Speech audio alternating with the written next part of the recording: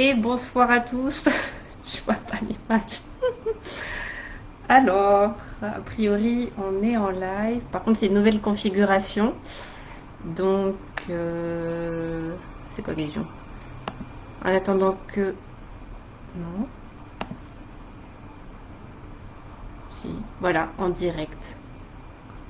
Tu peux. Yes. Bonsoir. Et bonsoir à tous et bienvenue. Je vais partager sur ma page.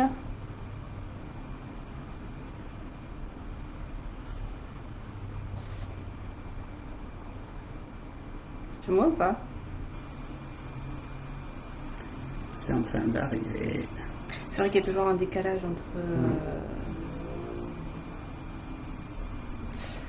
entre ce qui apparaît à l'écran et pour les gens. Yes, je vois qu'il y a 4 personnes de connectées.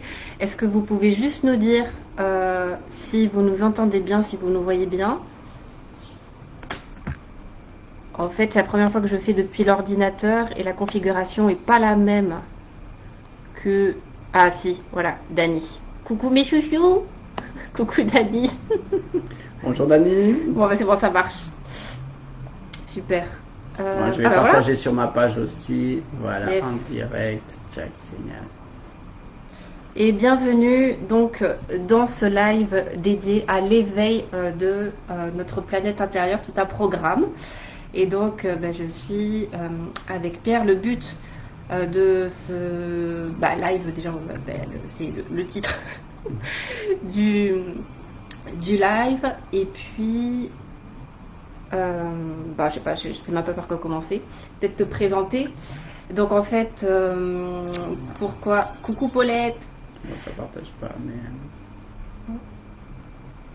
Non, c'est pas grave. Allez, on oublie la technique. Bonsoir.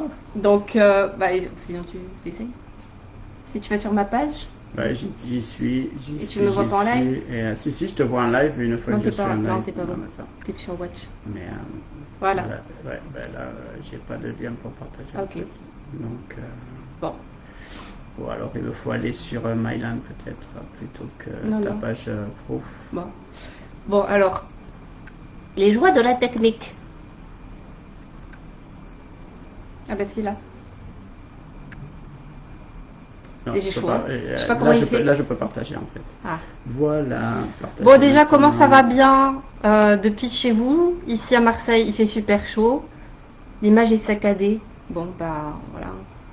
On va faire avec les joies du live. Donc, du coup, Pierre. Oui, Mylan. Bonsoir. Ce que je te propose, c'est qu'on rentre dans le vif du sujet. Parfait. Donc, pour ceux qui ne te connaissent pas, déjà, pourquoi Pierre? Parce que, déjà, c'est quelqu'un qui est cher à mon cœur. Et parce que ça sera aussi un de mes intervenants pour le Guerrier Pacific Day, pour ceux qui n'ont pas vu le programme. Et justement, le titre de ta conférence, c'est Cultiver votre planète intérieure. Et à mon avis, ça va se transformer en Éveiller votre planète intérieure. Et du coup, j'avais envie que tu nous parles un petit peu de ce sujet-là. Et puis, c'est l'occasion aussi de parler de tes stages, puisque tu te lances dans les stages en présentiel. Le premier, donc ça sera fin août. Oui, tout à fait. Au hameau de l'Étoile. À côté de Montpellier. Yes. Et ça va envoyer du pâté. Je dis ça en toute subjectivité. Et donc voilà, d'ailleurs, vous avez les différents liens dans la description. Alors, en tout cas, bienvenue. Coucou Luigi et bon anniversaire en retard, je crois. Il me semble que j'ai vu passer que c'était ton anniversaire. Ouais, bon anniversaire Luigi, je crois que c'était avant-hier. On entend bien, mais l'image est en décalage. Bon, ça c'est relou par contre. Je crois que vraiment ta connexion. Bon, c'est pas grave.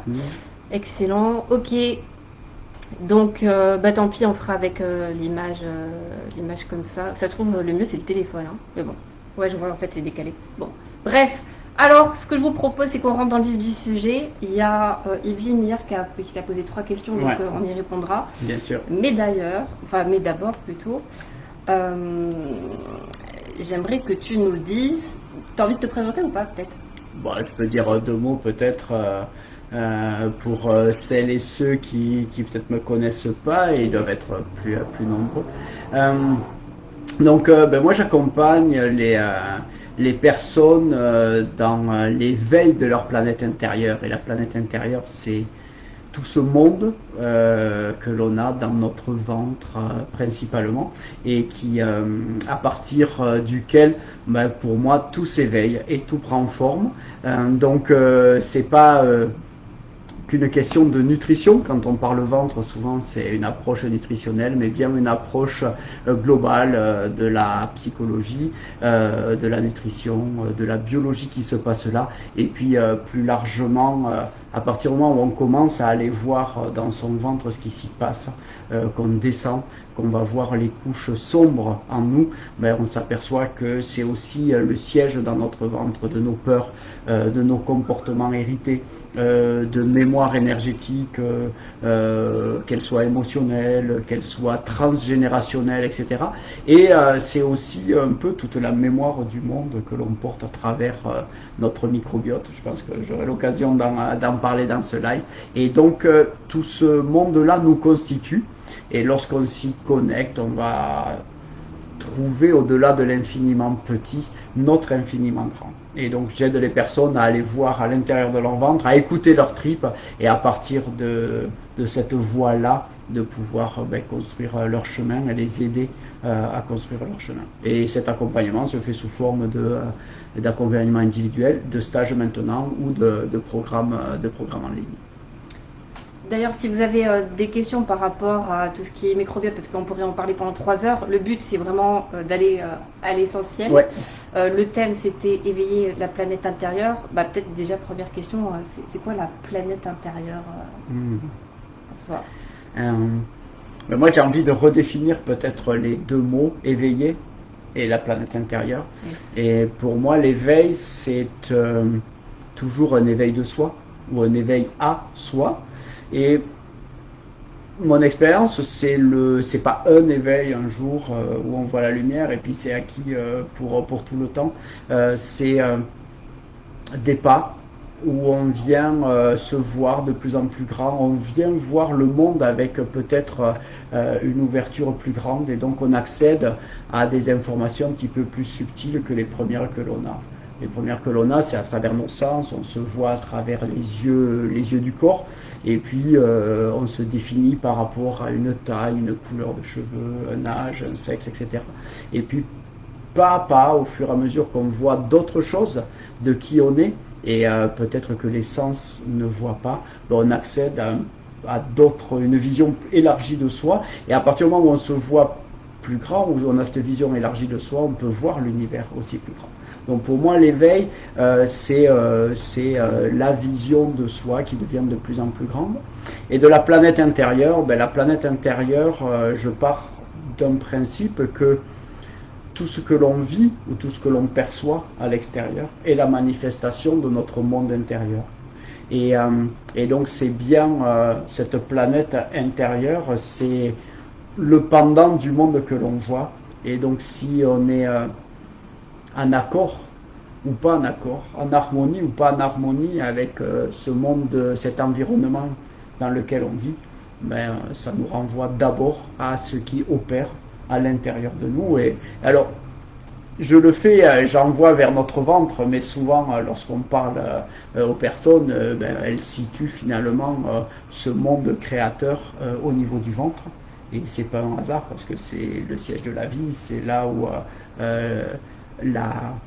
la mère, la future mère, la femme va créer et enfanter, mais c'est aussi une matrice qui n'est pas que une matrice fertile pour créer des enfants, c'est aussi la réunion de toutes nos énergies, la réunion aussi de nos émotions, on les perçoit à travers le ventre avant qu'elles soient interprétées par le cerveau, etc. Et puis c'est aussi là où tout l'extérieur rentre, que ce soit par notre alimentation, que ce soit l'air, que ce soit l'eau, que ce soit les vibrations externes, on perçoit tout dans le ventre, et souvent d'ailleurs on a plein d'expressions qui sont liées au ventre, qui sont des expressions populaires de bon sens. Donc, tu peux donner des exemples? Oui, avoir la peur au ventre, ouais, concrètement, avoir la peur au ventre, avoir la boule au ventre, avoir des papillons dans le ventre, avoir... se prendre un coup de poing dans le ventre. Ouais, exactement.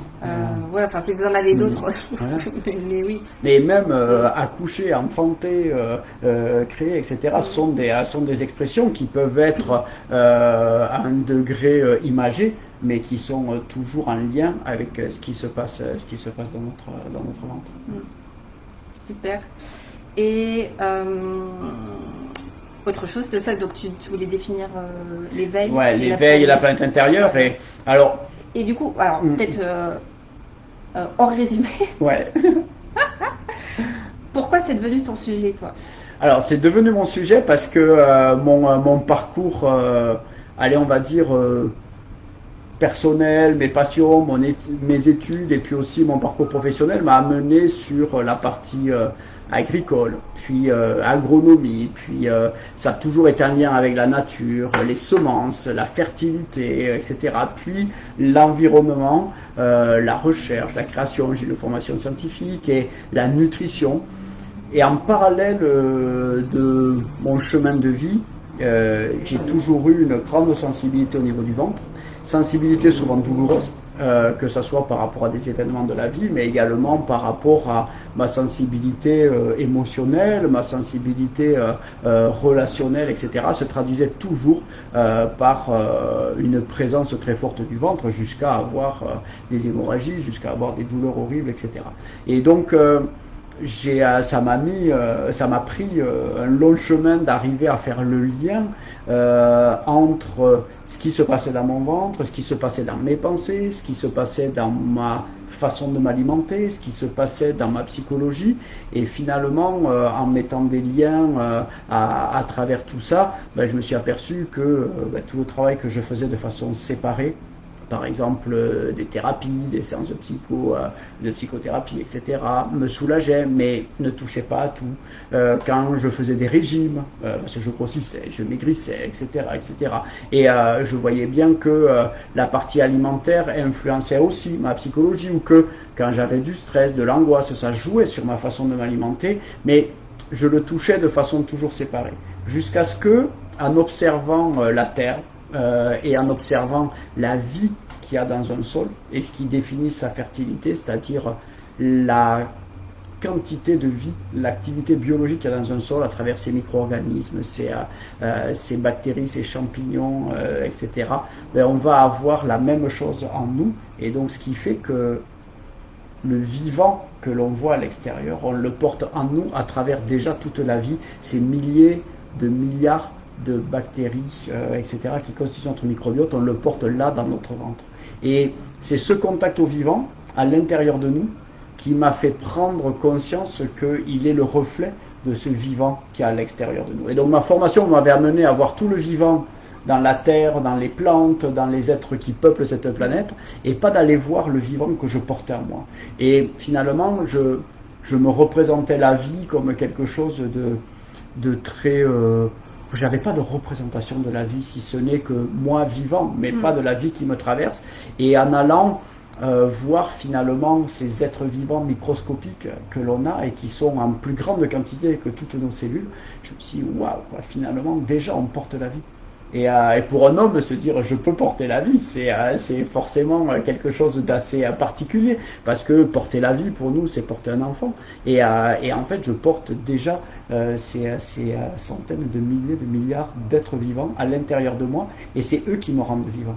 Ma vie ne serait pas possible sans eux.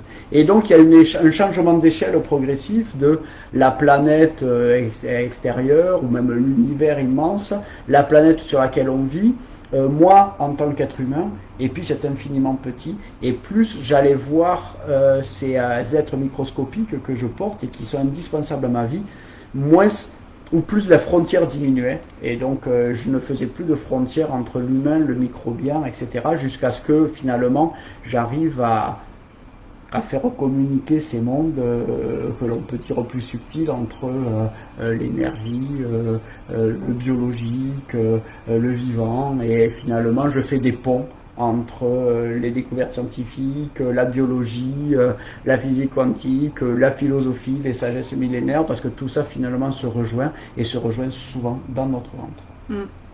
D'ailleurs, il y a Marc qui dit l'expression le ventre noué. Jason, t'es à la bourre comme d'hab, ça m'étonne pas. Et donc il y a plein de gens qui sont connectés, qui nous disent bonjour, coucou à tous. Est-ce que déjà par rapport à ce que dit Pierre, est-ce qu'il partage, est-ce que vous avez des questions, est-ce que c'est clair, est-ce que ça fait sens, comment ça résonne pour vous? Et est-ce que peut-être dites-nous, peut-être ici et maintenant, là dans votre ventre, comment c'est en fait parce que c'est vrai que, comme tu dis, tout passe par le ventre et les émotions, avant de passer au niveau de la tête, en tout cas avant d'en avoir conscience, en fait, c'est quelque chose souvent qu'on se prend dans les tripes, en fait, c'est d'écouter ses tripes d'ailleurs.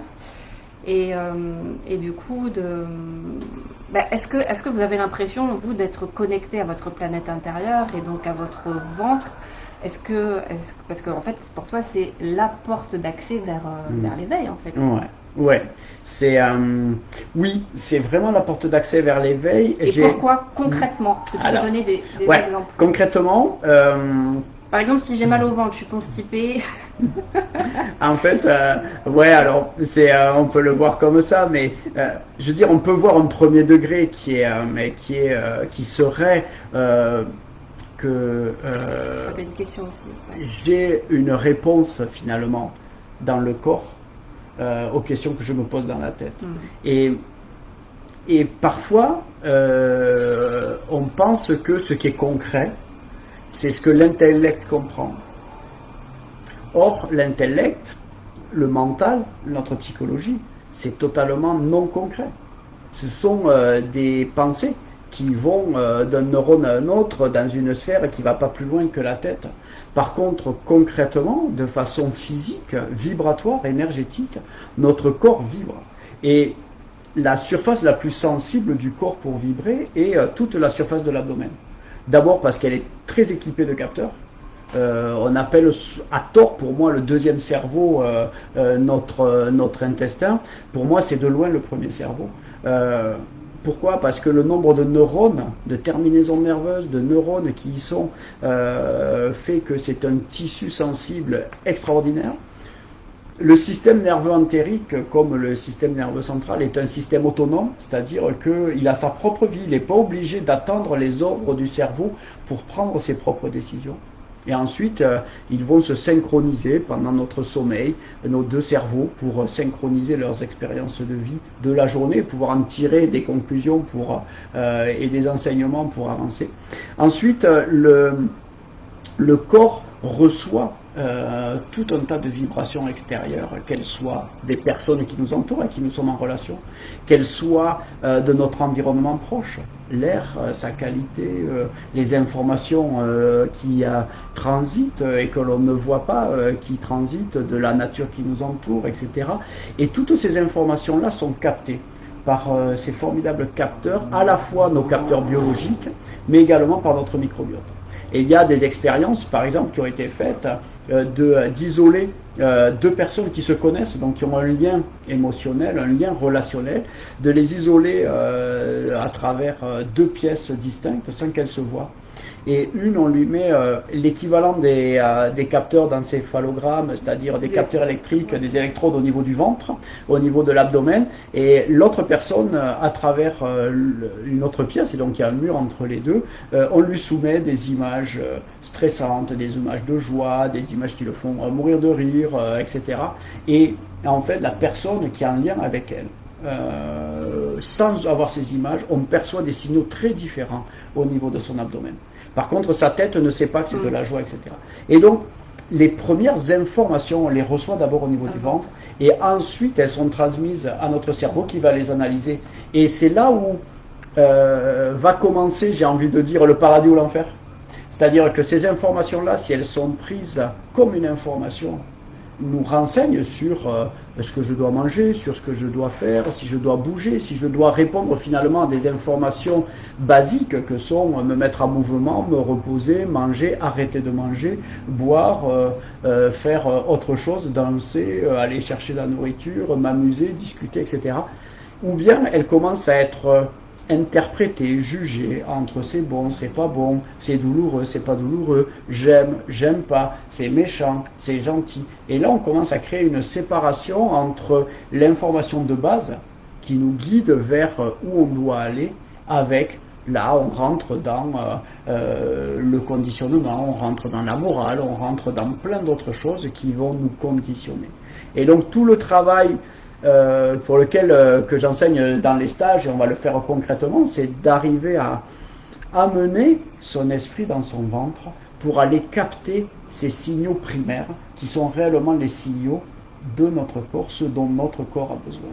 Et notre corps est l'outil sensible entre tout cet invisible. Finalement, on est traversé par toujours ce flot de vie, mais le seul moyen de savoir et de vivre la vie, c'est de sentir notre corps vibrer.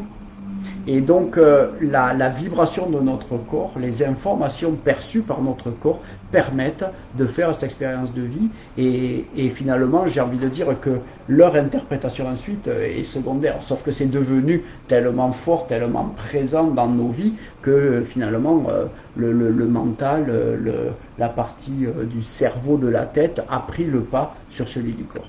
Et lorsque les deux sont séparés, ça crée des tensions, et ces tensions créent des maladies, créent du mal-être, créent plein de somatisations, donc de douleurs qui vont nous affecter. Et souvent, moi, les personnes arrivent parce qu'elles ont des douleurs, et donc on ne vient pas soigner les douleurs, on va chercher la cause, qu'est-ce qui a créé cette tension, et à aller finalement voir, retrouver cette nature simple qui est d'écouter son corps finalement. Ok. J'avais une question qui est partie. Il y a Marc qui dit tout part de l'humus, le hétéro de la vie incarnée, est-ce que c'est ça?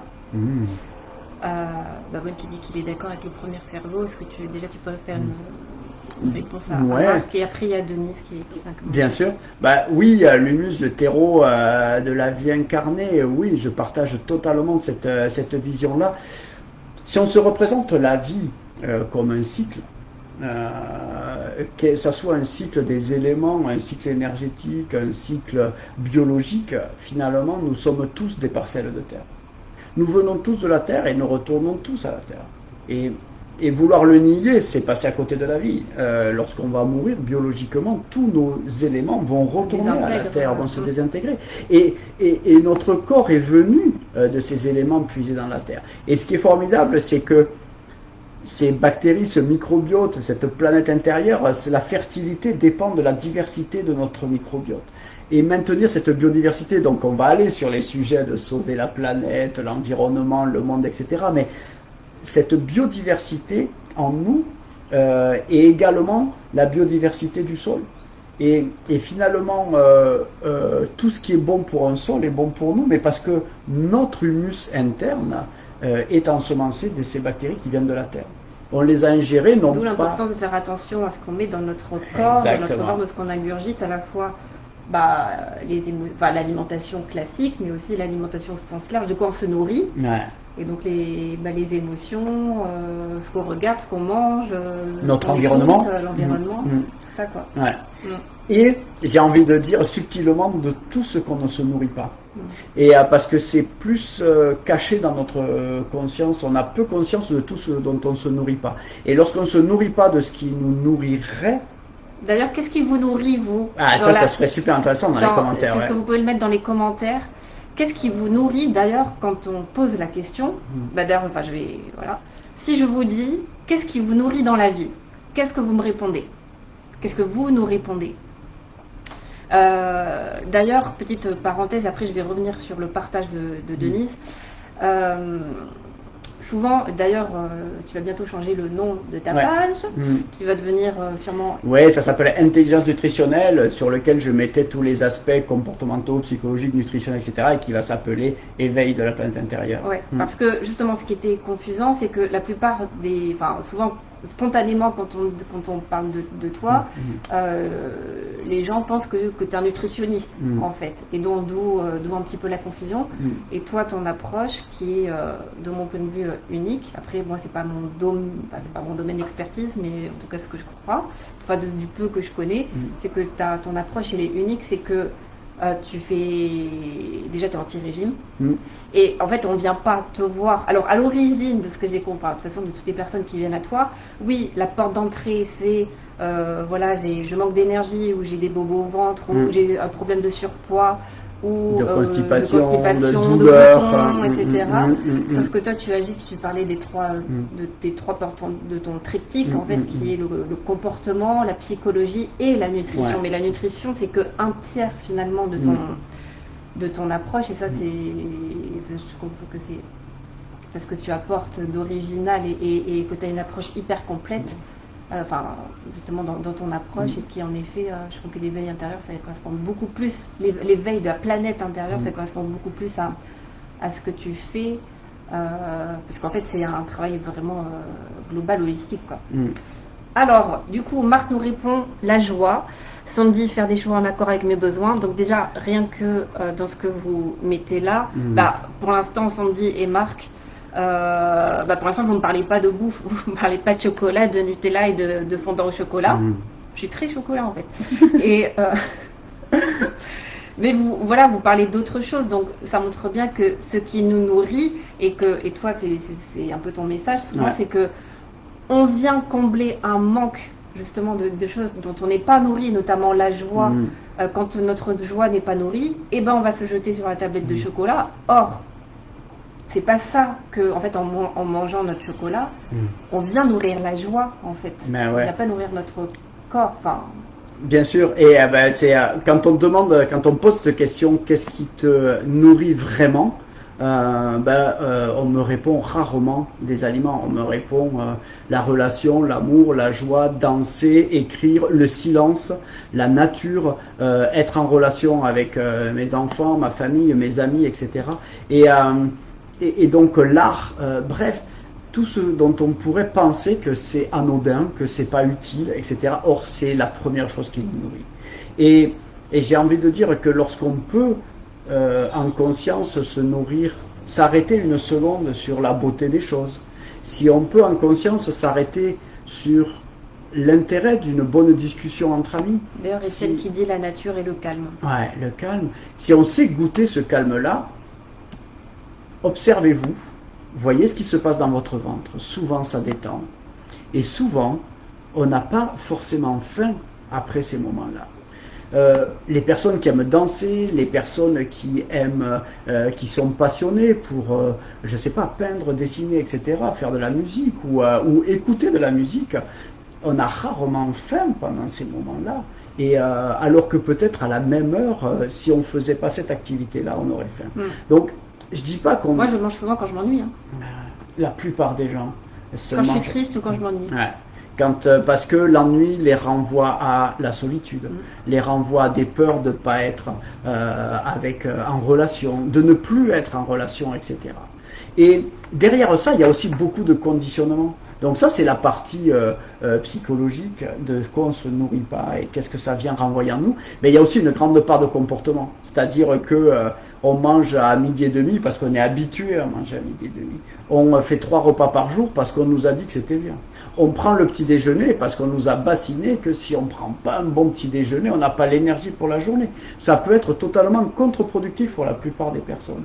Donc tout ça, et tu disais que j'étais contre les régimes, c'est que lorsqu'on vient figer les choses et que l'on comprend que notre comportement est lié à la fois à notre alimentation au sens large, tout ce qui nous nourrit, est lié à notre perception de l'environnement et de l'environnement émotionnel dans lequel on évolue, comment on peut dire qu'on va toujours manger la même chose parce que ça me va bien, alors que dans demi-heure, mon environnement émotionnel va être différent, mon environnement physique va sûrement être différent, mes besoins physiologiques seront encore différents. Et donc, pouvoir s'affranchir de tous ces dogmes, de toutes ces injonctions de il faudrait ci, il faudrait ça, pour aller vers de quoi j'ai besoin maintenant.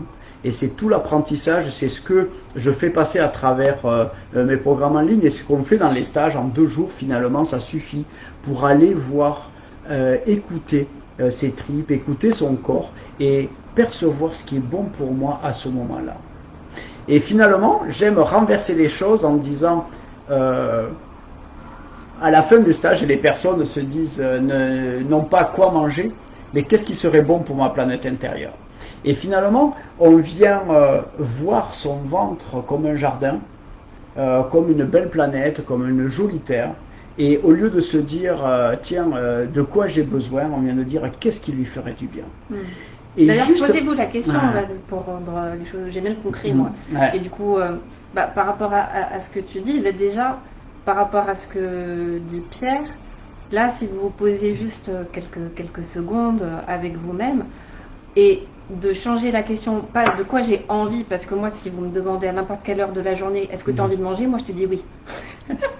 Par contre, si je me pose la question, est-ce que j'ai besoin de manger ou de quoi mon ventre a besoin, la réponse est totalement différente. Du coup, est-ce que vous pouvez peut-être jouer le jeu en mettant dans les commentaires, là, la question que tu poses, de quoi vous avez besoin, de quoi, non, pas vous, de quoi votre ventre a besoin maintenant. Si vous écoutez, que vous prenez le temps d'écouter maintenant, voilà, de quoi votre ventre a besoin. Donc, bon, il y a Paulette qui dit l'art, la nature et plein de choses. Apprendre à s'écouter. Nathalie, amour des siens et des autres, cultiver l'intellect, art, écriture, lecture, interaction sociale. Il y a une question de Marc aussi. Et après, on va répondre quand même à la question de Yveline, parce que c'est quand même, elle a posé une question hier, donc voilà. L'alimentation est-il une information aussi du coup? Alors l'aliment, oui. L'alimentation, non, mais enfin l'alimentation est une sacrée information sur notre rapport à la vie. Parce que pour simplifier, pour être très concret, c'est ça, c'est le rapport à la vie, c'est vraiment notre rapport à l'alimentation. Et si l'aliment est une source d'information énorme, par exemple, tous nos capteurs, on appelle ça le tractus digestif, c'est-à-dire de la bouche jusqu'à la sortie, quoi, jusqu'à l'anus, ça va être tapissé de capteurs. L'aliment nous donne plein d'informations. Et nous donne des informations qui n'ont rien à voir avec le taux de protéines, avec le taux de lipides, avec le taux de glucides et le taux de fibres, qui sont à peu près les 4 seules informations que vous avez sur les aliments que vous achetez. L'aliment donne au corps beaucoup plus d'informations que ça. Il nous donne des informations sur sa nature très fine, sur des micronutriments, mais il donne aussi des informations sur sa fraîcheur, sur sa durée de vie, sur presque, j'ai envie de dire, toute la chaîne énergétique qu'il a constituée, comment il a été comment il a poussé, dans quel sol, etc. Et ça, ce sont des informations que notre corps comprend, que notre corps intègre. Et donc oui, les aliments sont une source d'information pour notre corps. Ils transmettent avec eux cette information, mais ça veut dire que on a un immense pouvoir là. C'est que si on écoute son corps, si on a le soin de ne plus voir l'alimentation comme une façon de se nourrir, et comme une façon de cultiver sa planète intérieure, on prend soin de l'eau avec laquelle on l'arrose. Des fois tu dis, on va pas, du coup si on a cette conscience-là, on n'arrose pas notre planète intérieure en permanence de coca, de sucre, de McDo. On dit, enfin, le message c'est pas, on dit pas quoi manger, quoi ne pas manger, mais c'est d'avoir cette conscience-là de quoi on arrose et comment on cultive notre planète intérieure. C'est clair que de suite avec cette vision-là, de suite on a moins envie de moi personnellement, je sais pas vous, moi j'ai pas envie d'arroser ma planète que de sucre, de gras, même si ma tête ou mes papilles en auraient envie, quoi. Même si intellectuellement je sais que c'est pas bon pour la santé, mais d'avoir cette conscience là de quoi j'arrose mon ventre, ma planète intérieure. Notre bon sens fait qu'on sait exactement ce qui est bon.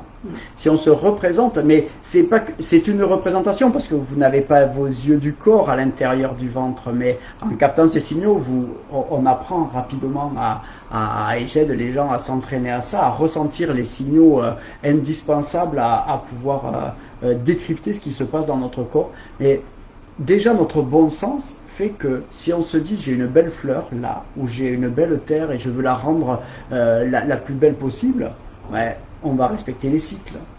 on sème pas en plein hiver des plantes qui ont besoin de chaleur. On va pas cultiver des tomates en plein air, en plein hiver. Donc là, c'est pareil. On a des cycles, on a des saisons.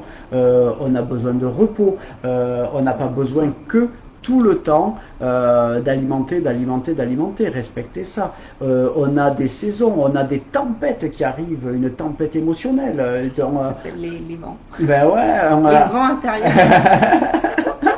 Ça peut être interprété de plein de façons différentes et parfois ils le sont réellement physiques, mais ces tempêtes intérieures existent. Lorsqu'on a une décharge émotionnelle très forte, on le sent. Luigi nous parlait de son plexus solaire. Moi aussi, c'est une zone extrêmement sensible, mais ça descend souvent, ça vient irradier dans le ventre. Et d'ailleurs, on se noue. On va avoir soit des épisodes de diarrhée ou de constipation. C'est toujours lié à ça. Qu'est-ce qu'on va lâcher ou au contraire, qu'est-ce qu'on va pas lâcher. Quand on regarde, si on demande là, après cette petite réponse, pour ceux qui sont à l'aise et qui se sentent à vous, mais c'est hyper rare les personnes qui ont un transit qui fonctionne de manière fluide, quoi. On est souvent dans une tendance ou dans une autre, mais c'est super rare d'avoir finalement le ventre détendu. La plupart du temps, le ventre est souvent plus noué que détendu. Ouais. D'ailleurs, juste pour répondre un petit peu, donc par rapport à la question, il veut bien remonter.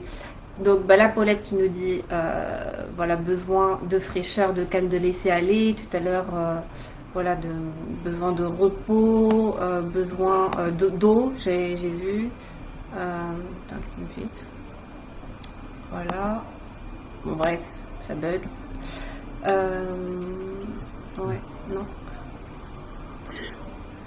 Pour reprendre l'image du bon sens, à partir du moment où on va venir cultiver le vivant, on prend conscience de ce lien avec la vie. Et c'est vraiment quelque chose d'extrêmement concret, c'est-à-dire que le vivant est là dans notre ventre. Il n'est pas, c'est pas une idée, c'est pas quelque chose qui est figé, qui n'est pas tangible, c'est quelque chose qui vibre et finalement sentir une contraction, une douleur, quelque chose, c'est être en passe avec ce vivant. Et donc se poser la première question, c'est comment je cultive le vivant en moi. Immédiatement c'est comment je vis, quel est mon rapport à la vie. Et c'est là aussi où on fait ressortir des peurs qui peuvent être des peurs, des conditionnements, des choses qui nous appartiennent ou qui nous appartiennent pas, mais on va avoir par exemple, lorsque on va faire l'expérience de se priver d'un repas, juste pour voir ce que ça fait, on fait remonter des peurs inconscientes, des peurs de mort, parce que la nourriture c'est la vie, parce que la nourriture représente ça. C'est un des domaines où on ressent le plus le manque. Exactement. Aussi. Et donc, et puis on a aussi des mémoires transgénérationnelles de générations qui ont vécu la famine, qui ont pu mourir de faim, dont l'accès à la nourriture était très très difficile. Et donc ça fait que 2 générations finalement où la nourriture est abondante, mais abondante en quoi? Elle est abondante en quantité, mais qualitativement elle est très pauvre et elle ne nourrit plus. Et c'est là où on a toutes ces dysbioses, c'est-à-dire que notre symbiose avec le vivant en nous, avec notre microbiote n'existe plus. Et notre vivant en nous, notre microbiote, c'est l'environnement, c'est notre rapport à la planète. Et donc si on ne veut pas, ou si on dit ouais, la biodiversité est en danger, 60% des espèces d'insectes sont en disparition, ce qui est un fait, c'est vrai, mais posez-vous la question, qu'est-ce que vous faites pour la biodiversité de votre planète intérieure? Et c'est quoi la biodiversité? C'est manger extrêmement varié, c'est pouvoir nourrir les plus de 1200 familles différentes de micro-organismes que l'on abrite. Et ils ne mangent pas tous la même chose. Mais manger varié, même quelqu'un qui fait attention à manger des fruits, des légumes, etc., amusez-vous à regarder lesquels 5 ou 6 mêmes légumes vous mangez tout le temps. Ceux qui disent oui je varie, ou ceux qui mangent de la viande, sorti du bœuf, du porc et de l'agneau, qu'est-ce qu'il y a d'autre? Du poisson, quels sont les 3, 4 poissons que vous mangez tout le temps? Et quels sont la même crevette que vous mangez tout le temps? Donc finalement en termes de diversité, c'est pas vrai, c'est pauvre, c'est très très pauvre.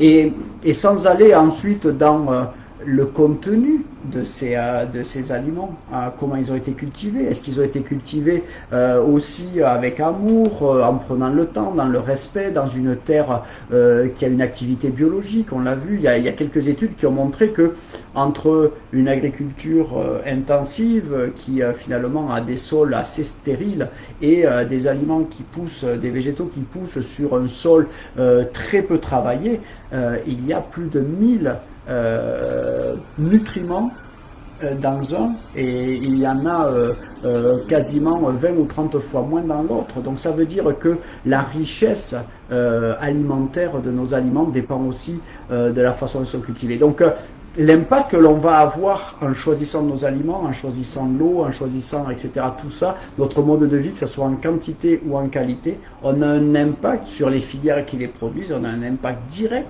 sur l'environnement. Donc à la question je veux sauver la planète, mais quel est l'état de votre planète intérieure? Je veux faire quelque chose pour la biodiversité, qu'est-ce que je fais pour ma propre biodiversité?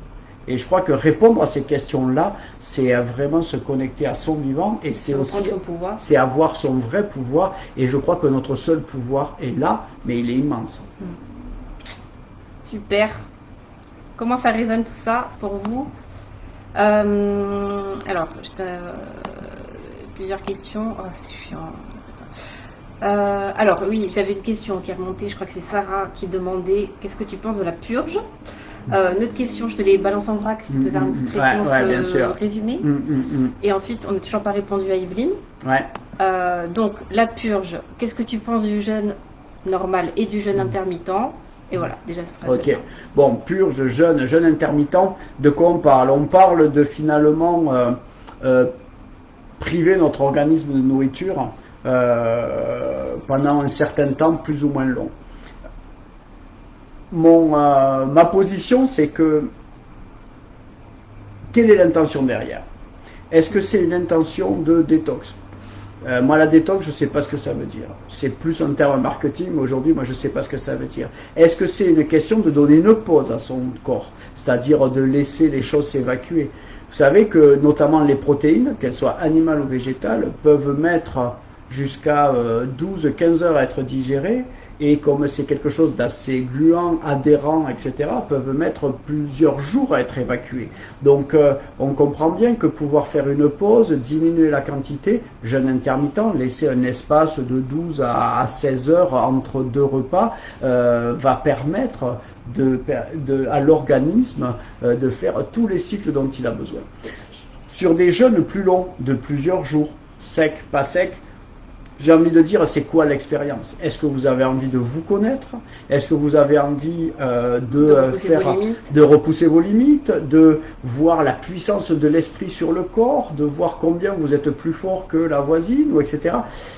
Ça, vous allez avoir des résultats différents. Si l'idée est de mieux se connaître, vous allez faire l'expérience qu'en allégeant votre ventre, vous allégez votre esprit. Vous allez faire l'expérience que la façon dont vous alimentez votre ventre alimente votre esprit, mais de façon très concrète. Moi, sans faire forcément des jeûnes de plusieurs jours, je fais faire juste l'exercice pendant 2 jours de ne plus manger de protéines, qu'elles soient animales ou végétales.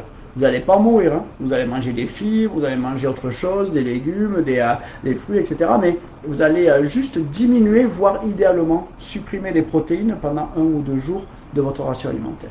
C'est incroyable comment on gagne en clarté d'esprit, comment on gagne. Et tout ça, je l'explique. Et ça, ce sont des informations que dans mes programmes ou dans mes accompagnements ou dans les stages, on va pouvoir aborder, c'est-à-dire quel est ce lien-là. Il y a des familles de bactéries qui sont extrêmement habiles pour digérer les protéines.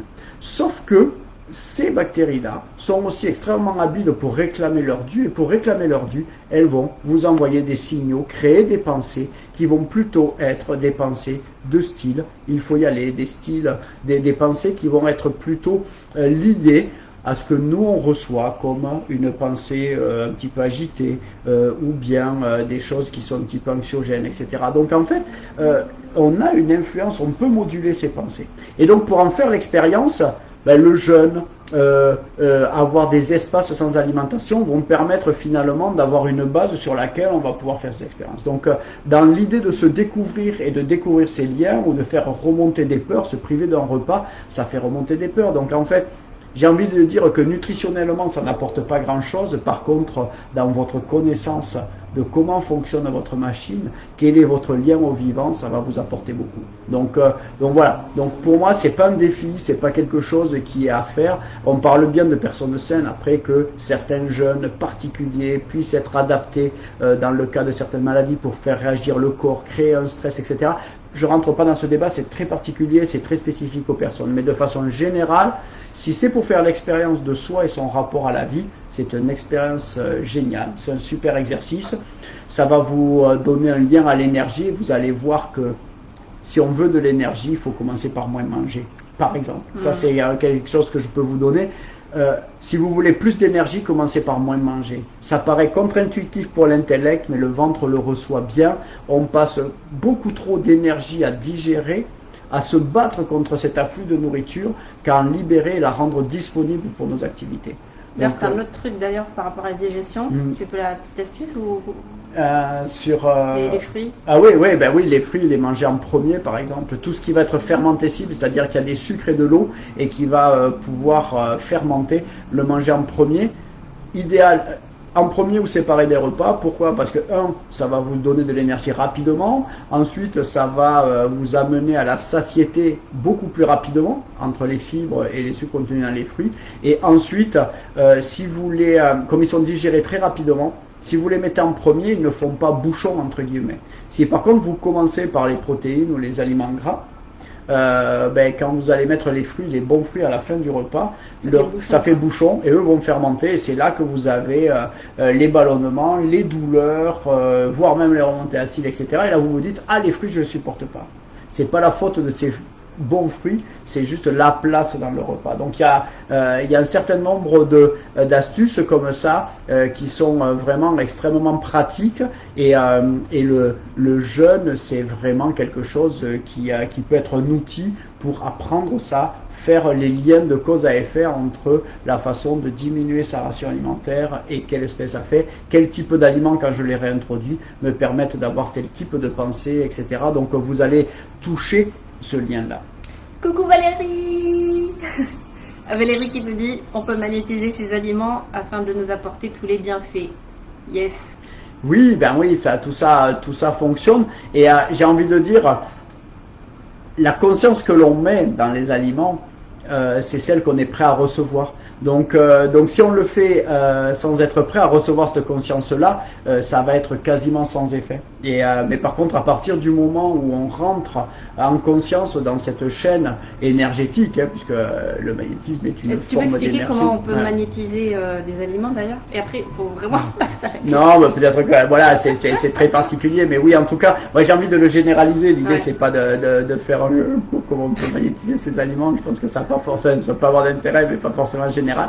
Mais par contre, comprendre que les aliments sont un véhicule énergétique sous une certaine forme, comme tout ce qui circule autour de nous est une forme d'énergie que l'on reçoit, on peut changer finalement les informations des aliments à travers la façon dont ils sont magnétisés, en tout cas l'énergie va être. Mais d'une façon plus générale, un aliment qui a été produit avec amour dans un sol fertile, avec des choses peu polluées, qui ont dans le respect des cycles, etc. Donc quelque chose de très naturel. Si on respecte le cycle de la nature, notre corps le reconnaît et le reçoit. Et donc ensuite, on va pouvoir peut-être corriger par l'énergétique, peut-être des défauts des aliments, mais finalement la première énergie, la plus saine, c'est d'être le plus proche possible de cette chaîne de la nature. Merci pour cette réponse. Courte. Alors, Baboun Christian qui nous dit si l'on considère le tube digestif de la bouche à l'anus comme n'étant pas soi, à quelques jours, le fœtus a la forme d'une pomme et vit dans son centre. Nous avons plus de surface de contact avec le monde extérieur à l'intérieur de cet espace que par notre surface extérieure de peau. Une manière différente d'approcher notre inconscient dans notre rapport au monde. Je vois exactement la même chose que ça, Baboun, et j'irai même plus loin, c'est-à-dire que si on vient approcher cette interface entre le monde extérieur et notre monde intérieur, que ce soit à travers la paroi du tube digestif ou que ce soit à travers notre épiderme, si on vient finalement, alors les deux d'ailleurs hébergent un microbiote, hein. Ce qui est marrant à voir, c'est que notre épiderme est lié à un microbiote épidermique, donc c'est milliards de bactéries aussi, et le tube digestif est tapissé d'un microbiote. Donc en fait, nos interfaces avec le monde extérieur sont des interfaces microbiennes. Donc ça c'est intéressant. Mais si on va plus loin, regarder cette interface entre notre épiderme ou notre paroi digestive, on s'aperçoit qu'il n'y a pas d'interface. On va arriver à du vide, à du creux. Si on grossit au microscope nos cellules, on s'aperçoit qu'entre les cellules, il y a du vide. Et si on grossit à l'intérieur des cellules, on s'aperçoit que c'est du vide aussi. Donc en fait, ces interfaces-là sont des représentations humaines, sont des coupes biologiques que l'on a fait, mais qui sont en fait une densité énergétique particulière. Mais moi aujourd'hui, je me mets au défi d'aller trouver l'interface entre une bactérie et une cellule humaine. Aujourd'hui, si on regarde finement, on ne sait pas la distinguer. Donc en fait, nos cellules sont des bactéries qui se sont figées et spécialisées, mais finalement, tout vient de là. Donc le monde extérieur, le monde intérieur, plus on descend, plus on va finement à l'interface, moins il existe. Et du coup, ça veut dire que l'idée de pouvoir activer à travers notre intérieur ce que l'on va rayonner vers l'extérieur, et c'est en cette façon-là que l'on peut changer le monde, en tout cas changer son monde, ça part vraiment de cet élan intérieur, et c'est pas quelque chose de spirituel, développement perso, New Age, etc. C'est vraiment quelque chose de très concret. Changez la façon de vous alimenter, changez la façon de boire, changez la façon de respirer. Prenez plus de temps pour ce qui vous nourrit vraiment, le silence, les pauses, la nature, voir la beauté, créer la beauté à travers l'art, etc.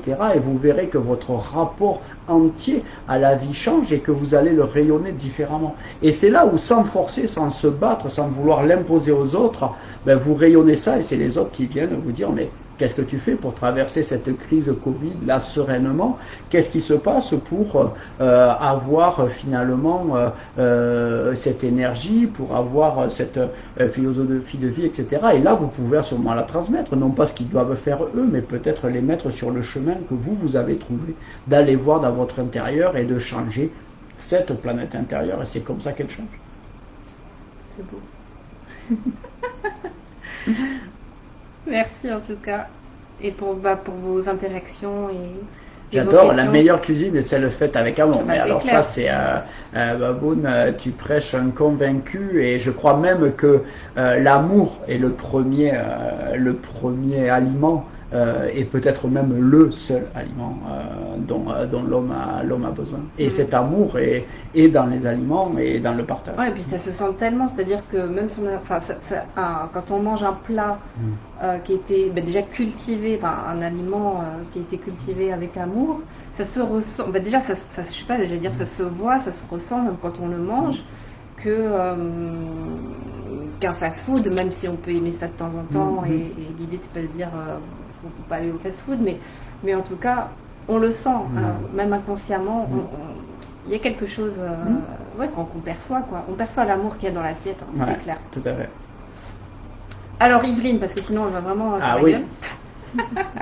Surtout que c'est la seule qui a posé de questions sous le post hier. Alors elle dit, notre planète intérieure, avons-nous la sagesse de devenir cet observateur qui regarde son environnement comme le meilleur indicateur de notre propre santé et bien-être intérieur? À mon avis, elle a la réponse à la question. La réponse est clairement oui. Voilà. Donc oui. Deuxième question, ne serait-il pas bon de regarder la vie en se détachant du rôle que nous jouons pourrait être le premier pas vers la paix et donc une nouvelle écologie de l'être? Il y a une troisième question, je te la pose J'ai peur d'oublier celle-là, mais... Je répète? Ouais, je veux bien. Ne serait-il pas bon de regarder la vie en se détachant du rôle que nous jouons, pourrait être le premier pas vers la paix et donc une nouvelle écologie de l'être? Waouh! Alors moi, ce que ça m'appelle, cette question Yveline, c'est que si l'on s'observe non plus sous l'angle de le rôle que l'on joue dans la vie, moi j'ai envie de le traduire, c'est-à-dire la représentation mentale de qui nous sommes. Moi, Pierre Lapoujade, j'ai un nom, j'ai un prénom, j'ai une taille, j'ai un poids, j'ai une apparence physique. Ça, c'est ce que les yeux du corps voient. Mais par contre, je suis plus que ça. Quand on parlait d'éveil, je suis plus que ça. Et on le sait, chacun de nous sommes plus que ça. Puisqu'il y a des choses que l'on ne voit pas et qui sont là quand même. Il y a des choses que l'on n'explique pas. Il y a une présence, même quand je ferme les yeux, je peux capter une présence. Donc elle n'est pas que visuelle, elle n'est pas que physique. Donc si on voit la vie non plus à travers seulement l'aspect de la représentation mentale que l'on s'est fait, mais à travers peut-être s'approcher de sa source, s'approcher de son origine, s'approcher de son universalité, c'est-à-dire une vision plus élargie de soi, c'est-à-dire déjà je suis ouvert à ce qu'il y ait des choses que je n'arrive pas à voir avec les yeux et qui pourtant me traversent. Je suis ouvert à ce que, même si j'arrive pas à mettre un mot sur une émotion, j'ai un ressenti qui me traverse, etc. Et donc oui, c'est le premier pas pour finalement être en harmonie. Ça veut dire quoi? En physique, l'harmonie, c'est deux fréquences qui vibrent et qui vont même en créer une troisième qui s'additionne et voire même qui devient exponentielle. Donc ça veut dire que lorsque on s'ajuste, et ça c'est vraiment le point de vue que l'on va prendre, si l'on se dit je me vois sous mon apparence physique telle que je suis, ben, j'ai un certain point de vue sur la vie. À partir du moment où j'accepte de me voir un petit peu plus grand, un petit peu plus élargi, et c'est ça l'éveil, ben, je vais voir un monde plus grand. Et à partir du moment où je vois un monde plus grand, je vois à l'intérieur moi ma représentation, mon petit moi à l'intérieur, mais je le vois aussi évoluer dans un plus grand moi. Et si je le vois évoluer dans cet environnement-là, ben, l'environnement fait aussi partie de moi. Et donc, si je suis capable de me représenter dans mon environnement, c'est que l'environnement est dans mon champ de conscience. Et s'il est dans mon champ de conscience, si je peux l'observer, c'est que ce champ de conscience fait partie de moi. Donc je suis fondu avec ce champ de conscience. Et donc rien que cette position d'observateur me fait toucher à mon grand moi, ou en tout cas à mon grand tout. Et cette posture-là, ben, pour moi, il n'y a pas de danger, il n'y a pas de peur, il n'y a pas de jugement, parce qu'il ne s'impose pas, on sait ce qui est bon. Et oui, je crois qu'on touche à l'harmonie parce que on bouge avec notre environnement, on bouge avec la vie, on est porté par ça. C'est pas un état que moi je connais H24, peut-être que j'aimerais, mais c'est pas un état H24. Mais par contre, c'est sûrement lorsqu'on s'y connecte, cet état de paix, de véritable paix quand on est repu. Pour moi, la paix, c'est, j'en reviens à la métaphore alimentaire, mais c'est quand ce nourrisson, ce bébé là, a tété et puis qu'il fait son petit hoquet et puis il vient s'endormir là contre la poitrine et on voit sur tout son corps détendu qu'il est en paix totale. Et je crois qu'on veut retrouver cette paix toute notre vie. Et donc cette paix-là, elle est quand tous nos sens sont nourris, notre corps, et que notre esprit est paisible. Mais je crois que les deux marchent ensemble. Oui, c'est et donc, le corps et l'esprit. Ouais, que l'on calme l'esprit pour trouver la paix du corps, ou que l'on s'occupe du corps pour trouver la paix de l'esprit. On part de la porte d'entrée, finalement. On s'en fiche, quoi. Les deux marchent ensemble, quoi. Donc commençons par celle qui nous est la plus facile, et à partir de là, on observe que tout ça va bien. Donc oui, aller s'ouvrir à cette vision élargie de soi nous permet de nous connecter à notre environnement, mais finalement on revient à la maison, on est la nature, on ne fait pas partie de la nature, on est cette nature-là, et dès que l'on s'en souvient, observez ce que ça fait quand je vous parle là dans votre ventre, essayez de vous connecter à la nature, à votre nature, et voir ce que ça fait dans votre ventre. Et moi ça me détend, et donc c'est une certaine paix, et la paix finalement c'est pourquoi? C'est pour vivre en harmonie avec la vie, avec notre environnement, et pouvoir bouger avec et non pas être figé. Coucou Ludo. Et Baboune qui dit oui, s'approcher de son moi profond. Dernière question d'Yveline, et puis on va commencer à descendre puisqu'on s'était fixé 1 heure. Ne devons-nous pas commencer par nous dépolluer de nos pensées et de nos émotions générées par les comparaisons et différences que nous impose la société et le monde qui nous entoure? Ouais, non, je l'ai, oui. Alors, Evelyne, j'ai envie de dire oui et non. Oui, dans l'absolu, c'est-à-dire que il y a bien sûr une sorte de dépouillement de toutes ces couches que nos conditionnements, l'éducation, la morale, la société, et puis nos propres autoconditionnements. Soyons honnêtes avec ça. On s'auto-conditionne aussi avec ah ça j'aime. Donc derrière ça j'aime, c'est ou ça me fait du bien, ça me fera toujours du bien. Et donc on va faire toujours on se dit pas ça me fait du bien maintenant. Et du coup, on laisse ouvert à ce qu'autre chose nous fasse du bien plus tard. Et donc, on veut essayer de figer les choses. Mais oui, il y a ce dépouillement pour pouvoir accéder à des choses plus finalement profondes en soi, qui sont plus en lien avec notre véritable nature. Donc, se dépouiller de tout ça. Et j'ai envie de dire, mon nom était que on a des raccourcis aujourd'hui. On est en 2020. Et j'ai envie de dire que la psychologie du 19e siècle, on a des raccourcis. Elle n'est pas à jeter, évidemment, mais on peut s'en inspirer pour aujourd'hui l'utiliser et aller plus loin, plus directement. Je m'explique.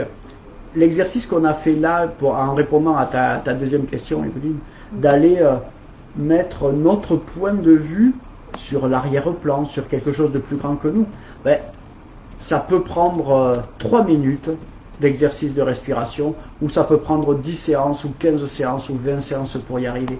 Donc aujourd'hui, je crois que le plus grand raccourci que l'on a, c'est de laisser tomber un petit peu l'esprit, ou le mental, la suprématie de l'intellect pour aller écouter un petit peu plus le corps. Je dis pas de faire que ça, mais par contre rééquilibrer finalement qu'est-ce qui nous guide. L'intérêt d'écouter son corps, c'est quoi? C'est que c'est le seul instrument que nous avons qui est dans le moment présent. Le corps est le seul instrument qui est dans le moment présent. C'est notre véhicule, hein, le véhicule de notre âme. Il ne peut pas faire autrement. C'est comme quand on dit je me suis perdu, on ne peut pas se perdre, ou je ne suis pas moi. Mais comment vous pouvez être quelqu'un d'autre que vous? C'est juste impossible. C'est juste qu'on est sorti dans la représentation mentale. Le corps est le seul instrument qui est dans le moment présent. Il ne peut pas faire autrement que d'être dans la microseconde du moment présent. Par contre, notre mental, notre conscience n'est jamais dans le moment présent. Parce qu'à partir du moment où ce signal perçu par le corps arrive à notre cerveau, même si nos liaisons nerveuses sont rapides, même si la sécrétion d'une hormone, d'un neurotransmetteur est rapide, etc., et même si notre nerf transporte de l'information à la vitesse de la lumière ou presque, ben, malgré ça, il y a un décalage. Donc ça veut dire que le temps que l'information perçue arrive à notre cerveau, soit interprétée, et qu'on en fasse un lien de cause à effet pour dire je vais agir comme ça, on est déjà passé. On est dans le passé et dans le futur. On n'est jamais dans le moment présent. Donc on peut faire tout ce qu'on veut. Le seul moyen de se connecter au moment présent, c'est le corps. Et donc si on veut savoir faire cette expérience que l'on recherche tous, d'être en harmonie et d'être en paix avec la vie, de bouger avec la vie, d'être avec ce qui nous est demandé là dans l'instant, c'est d'écouter un petit peu plus le corps. Après, écouter le mental, l'intellect et la conscience, ça a plein d'avantages. C'est que en faisant des liens de cause à effet, ça crée des conditionnements, ça nous ferme de certaines choses, mais ça nous évite de tout réinventer. Ça nous évite de réinventer et de réapprendre à conduire une fois qu'on a appris. Ça nous évite de réinventer le feu chaque fois qu'on veut se faire chauffer le thé. Donc ça a plein d'avantages. Mais par contre, aujourd'hui, il y a un vrai déséquilibre. En tout cas, c'est ce que je perçois dans les personnes qui viennent et c'est ce qu'on va aborder pendant les stages. C'est qu'on va goûter ce déséquilibre de la suprématie de la tête par rapport au corps et mieux rééquilibrer. Si on veut savoir ce dont j'ai besoin maintenant, ici et maintenant, si on veut le moment présent, c'est le corps parce qu'on n'a pas d'autre instrument que ça. Si on veut par contre en conscience projeter des choses, l'esprit est parfait pour ça. Et donc retrouver un équilibre et jouer avec nos outils, prendre le bon outil au bon moment, et c'est ça notre adaptation au moment.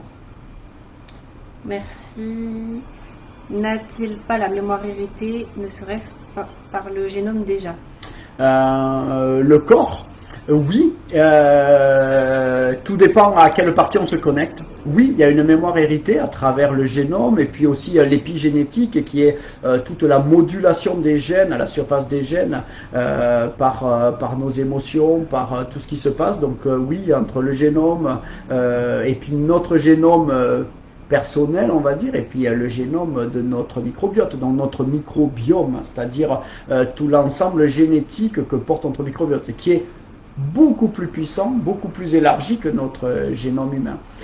Oui, c'est une bibliothèque, ça nous porte ces mémoires-là, mais encore une fois, avoir des mémoires ne nous coupe pas de capter les signaux en temps réel. C'est comme se dire, j'ai un disque dur pour enregistrer la télé, mais du coup, ça me coupe de l'émission en direct. Non, on a les deux outils. Sauf que l'outil de direct, c'est notre corps. Et l'outil de différé, c'est notre mémoire, c'est notre génétique, c'est notre épigénétique, c'est nos conditionnements, c'est toute cette partie-là. Donc j'ai envie de dire que on a la partie matière ou énergie un peu figée, qui va être figée ou densifiée sous forme de gènes, sous forme de cellules, sous forme de mémoire, etc. Donc ça, c'est quand on en a besoin de s'y reconnecter pour pas réinventer la roue à chaque fois. Mais quand on a besoin de savoir quel est le flow, ou quand on veut acquérir quelque chose que l'on ne connaissait pas en conscience, on a plutôt intérêt à se connecter au flow direct, parce qu'en laissant son corps se connecter, on a accès à beaucoup plus d'informations que celles contenues dans nos cellules.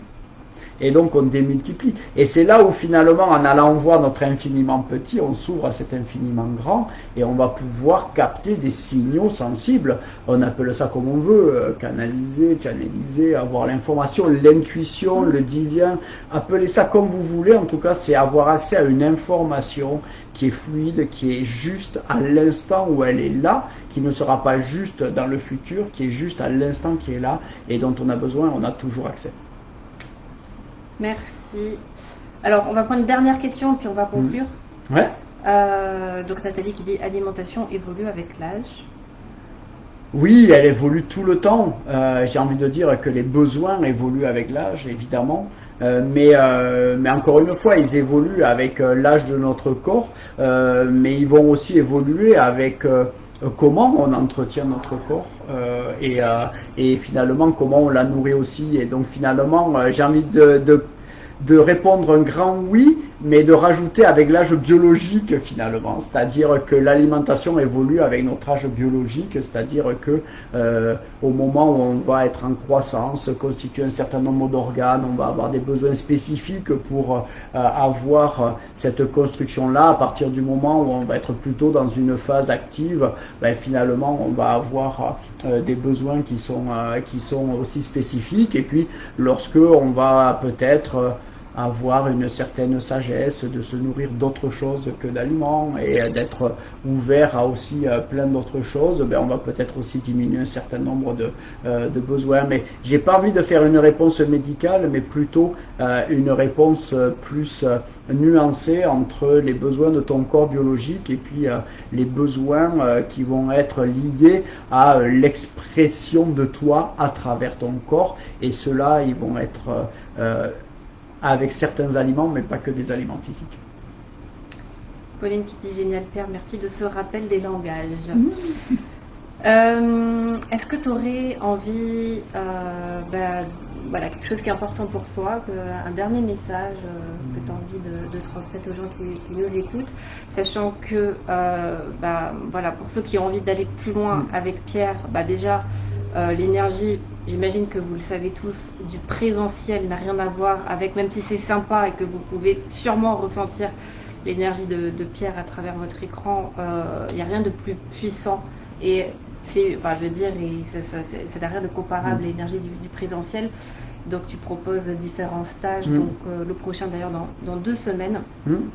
Donc dans un superbe endroit. Moi personnellement j'y serai donc à celui du mois d'octobre, donc à Trimurti. Donc vous avez le lien au-dessus. Et puis surtout tu seras aussi là donc au Guerrier Pacific Day le 28 novembre où l'idée c'est que voilà, petite parenthèse pour ceux qui ne sont pas au courant, donc les Guerriers Pacific Day, c'est une journée complète. Le thème, c'est se choisir, se dire oui sans compromis et débrider sa spiritualité. J'ai voulu que cette journée soit une journée expérientielle. Donc du coup c'est ce que tu vas nous faire vivre, c'est-à-dire aller en contact direct de notre planète intérieure. Donc vraiment il y aura voilà, c'est pas juste des conférences. Donc tu vas vraiment nous faire toucher ça du doigt. Je vous promets que ça va, je pense que ça va, même si je ne sais pas à l'avance ce que tu vas faire exactement, en tout cas je sais que ça va être intense. Il y aura aussi Xavier Perron, donc spécialiste des guerriers Maasai, qui sera là. Il y aura Jason Gerbert, donc qui est coach intuitif, que vous avez sûrement déjà vu sur ma chaîne. Il y aura Virginie Lomel qui va nous faire danser à travers les 4 éléments. Hélène Maeva qui nous immergera dans un bain sonore. Maud Ankawa, auteur de Kilomètre Zéro. Olivier Clerc, que vous avez sûrement entendu, notamment à travers ses cercles du pardon, et qui a traduit notamment Le Guerrier Pacifique et les 4 accords Toltec, entre autres. Et en avant-première, j'ai reçu la grosse méga nouvelle hier, donc je vous donne pas encore le nom. Un dernier intervenant dont j'attendais la réponse depuis des semaines, donc il m'a dit oui, et donc j'officialiserai sa présence dans les prochains jours, et je peux vous dire que ça va envoyer du lourd. Vous avez certainement déjà vu une de ses vidéos, en tout cas un petit indice, je l'ai interviewé sur ma chaîne. Voilà. Petite parenthèse publicitaire refermée, du coup ça t'a laissé le temps de réfléchir à ta conclusion. Dernier mot pour clôturer ce thème d'éveil de la planète intérieure, peut-être en rapport avec l'actu. Alors tout d'abord pour rebondir sur ce que tu disais, oui et merci pour l'invitation au Guerrier Pacific Day. J'ai hâte d'être ce 28 novembre parce que on va transposer, alors même si sur un laps de temps plus court, mais certains des exercices que je fais durant les stages et qui permettent de toucher simplement vraiment cette intériorité et ces signaux-là et utiliser notre corps vraiment comme l'outil sensible qu'il est. Pour avoir ces informations-là et guider notre vie avec. Donc ça, ces expériences-là, vous les ferez. J'ai vu aussi dans les commentaires, Pauline, Nathalie, on sera ensemble dans le stage du 28.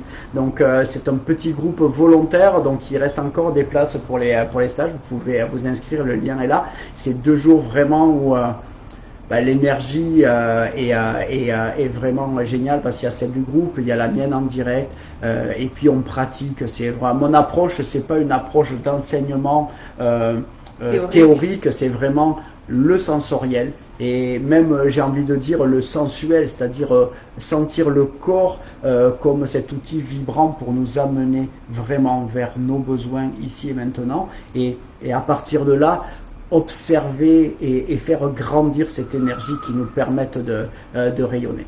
Donc ça c'était